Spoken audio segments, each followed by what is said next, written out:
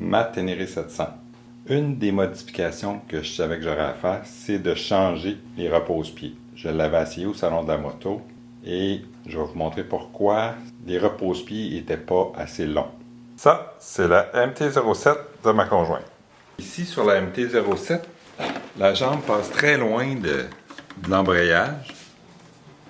En plus qu'il n'y a pas de couvert parce que, bon, c'est pas une moto d'aventure, là. Il y a moins lieu de protéger ça. Sur la T7, la jambe passe à côté du moteur, qui est plus large que le cadre. Puis ça, ici, ça protège le cadre de l'embrayage, mais on y touche. Puis on finit par être tout le temps au bout du repose-pied. Fait que moi, j'ai décidé d'y aller pour ces modèles-ci qui sont plus longs. Je les ai trouvés sur le site t7rally.com.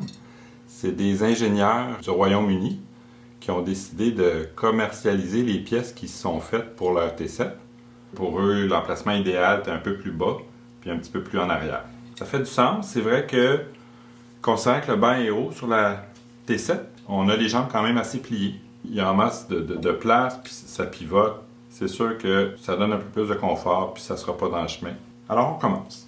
Enlever l'ancienne, c'est pas trop sorcier. On prend des long noses. On tient la tête. Avec un tournevis, on va chercher les pattes qui sont pliées. Toujours avec les long noses. Et voilà. Donc, le shaft, le ressort, il est assez mou par rapport à l'autre. On va voir. L'autre, pouf, faut vraiment plus dur un peu.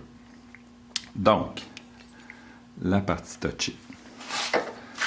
Alors, l'idée, c'est de y aller étape par étape. Donc, on insère ça ici. Il faut le pousser dans le fond. Donc, je vais changer la caméra de côté.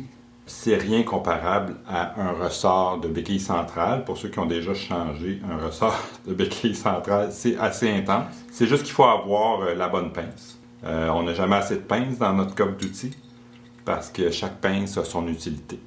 Là, il est rentré. La deuxième étape, c'est de rentrer le shaft dans l'autre partie ici. Pas ici, là. Dans l'autre partie ici. Bon. Puis à cette étape-ci, ce qui peut aider, c'est de revenir avec notre robot grip. On pousse. Et voilà. Fait que là, ce morceau-là est passé là. Là, il nous reste à passer là. Puis ça, on peut, en regardant en dessous,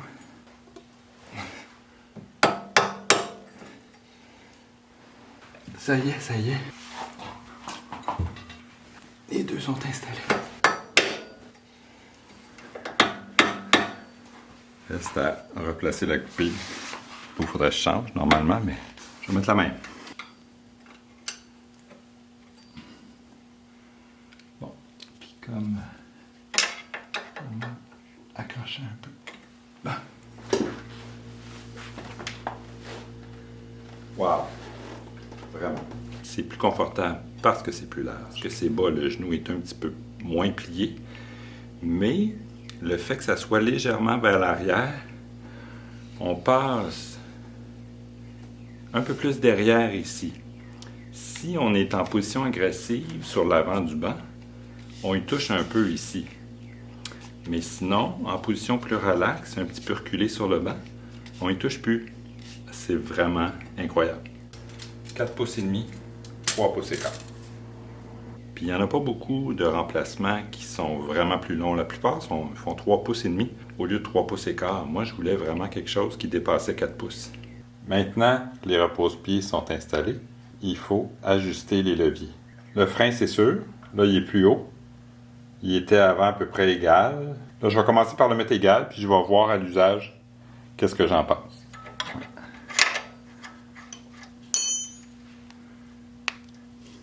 Il faut juste lousser ça, le monter, lui, le monter. Après ça, visser ça pour que ça, ici, pour que la vis descende. Puis là, après ça, ben, on revisse. Lui est là. Mais je pense que ça va être correct. toute façon, c'est à l'essai. Ah ouais. J'y touche. Mais j'appuie pas.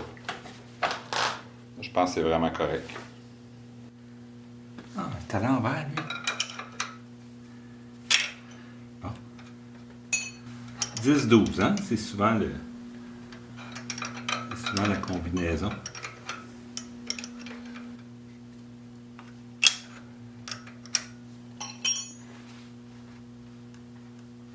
Ah oui, en masse. Quand on rentre dans les filets inversés, là, tabarouette. OK. Là, il descend. Là, il monte. Lui est inversé. Ah, c'est bon. Hey, la tête, là. Hein? Oh ouais. Fait qu'attention, filet inversé en bas. C'est bon. Bon, ça y est, les leviers sont ajustés. On est prêt à rouler.